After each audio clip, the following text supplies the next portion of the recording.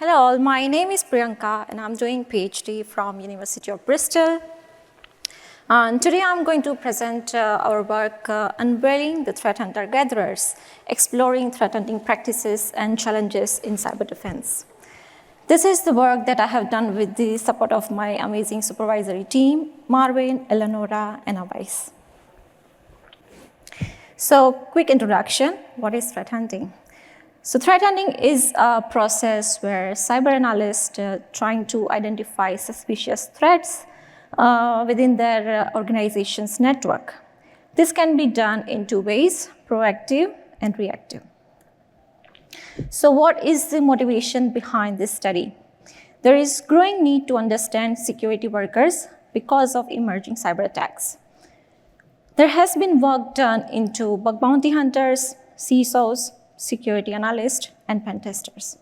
However, we want to understand threat hunters because there is limited understanding of threat hunters, their practices, and challenges.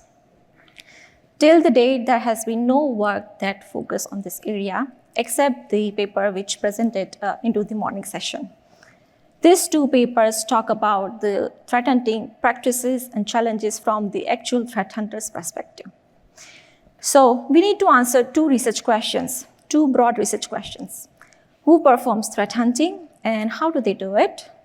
What are the challenges they face and how do they mitigate them? So we conducted semi-structured interview. So we wanted to hire threat hunters who have minimum of 2.5 years of experience in threat hunting field. Then we used the snowball techniques and recruited them using different channels. At the end, we have a total of 22 participants from various countries across the globe. Majority were them from the US and the UK. Let's move towards the finding. Who performs threat hunting? So in our analysis, we found that the threat hunters have the diverse skill sets and qualification. They are either part of dedicated threat hunting teams or they have the different job responsibilities as a main job. In the threat hunting, in some organizations, they do have the dedicated threat hunting team and in others, they don't. In that case, they form this team randomly. For example, one of our participants mentioned, I have a team of 8 people. Most of them actually started on our forensic team, and I have kind of approached people from forensic team, pen test, to form a threat hunting team.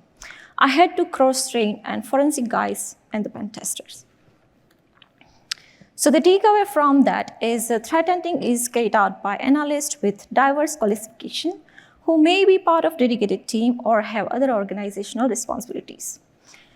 Since there are no specific entry requirements, organization can spend a considerable amount of time and resource to train them. Now, we know that who performs threat hunting. Now it's time to understand how do they perform threat hunting. So we found that they actually do it in 3 ways: use case-based hunting, intel-based hunting, and random, which is really random to find. In the use case hunting, they actually define the hypothetical scenarios to identify threats and attack patterns. In the intel-based hunting, they leverage the threat intelligence, such as the indicator of compromise or indicator of attacks, to guide the threat hunting process. In the random hunting, they conduct the hunt without any prior knowledge or any specific IOCs or any predefined plan. The thing that we note here that although they use these 3 different methods, however, they don't limit themselves to only one. They also use a mixed method as well. Now in the second part of how do they perform threat hunting, as I mentioned, they have the 3 methods. However, there is something they also follow the systematic way, which I will explain in the next slides. So once they have the method, they start doing with the plan, which they call the pre-hunt plan.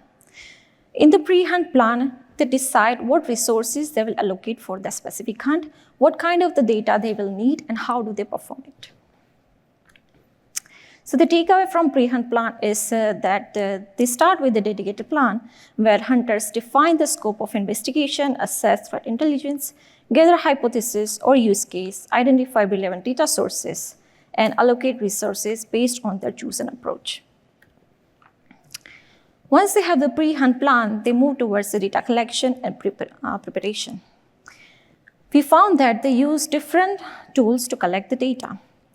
The important thing here to note is their threat hunting approach determines which data they will need for the hunt.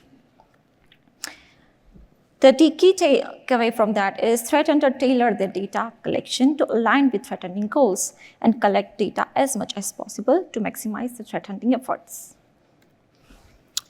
Once they have the data, they move towards the hunting and validation process. We note that hunting and validation are two different processes, but they often connected together. They don't perform that in the isolation.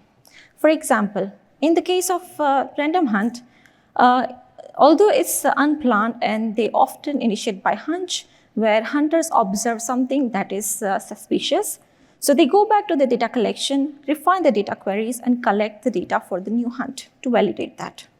Once they validate, they will inform that to the plan. So the key takeaway is threat identification and validation are interconnected processes. Threat hunters employ various tools and manually search and validate indicators of compromise. Also, the validation is a trained process. Remediation and reporting. We found that some threat hunters, they perform the remediation and reporting, and in some cases, they transfer this responsibility to other teams. Although these two are the interconnected processes. They take the remediation actions based on the severity. If the severity is severe, they take the immediate action. They also focus more on the lesson learning part because the lesson learned will inform them and then they'll help them into the future hunt. So the key takeaway is threat validation, remediation, and reporting are interconnected and vital stage of threat hunting. They are crucial for ensuring that threat hunters are effectively addressed, lessons learned are incorporated into future threat hunting process, and necessary actions are taken to enhance the threat organization security posture. Our threat hunter expressed so many challenges, which we have categorized into three broad categories: method-related challenges, data-related challenges, organization and people-related challenges. We have explained this in detail in our paper, so please read that. I will explain one of the challenges, budget constraint and lack of the resources. This is one of the most common challenges expressed by our threat hunters. They mention cost is one of the biggest issue because the technologies that company needs are expensive. I have been in threat hunting for almost 20 years and I have explored all kinds of stuff. We have to do the best job possible with a lack of information and a lack of technology at the client. Our participant also mentioned the strategies to overcome those challenges in order for the effective threat hunting. One of the strategies is being flexible and open-minded. Our participant mentioned that one way of making threat hunting easier is not following rigid and repetitive process as threats constantly evolve. One needs to be creative and find new ways of hunting for threats. Being strict in approach or not adapting the process could lead to missing new or emerging threats. Thank you so much for listening. And as Daniel mentioned that, yes, I'm finishing my PhD soon, so feel free to contact me. This is my address. Thank you so much.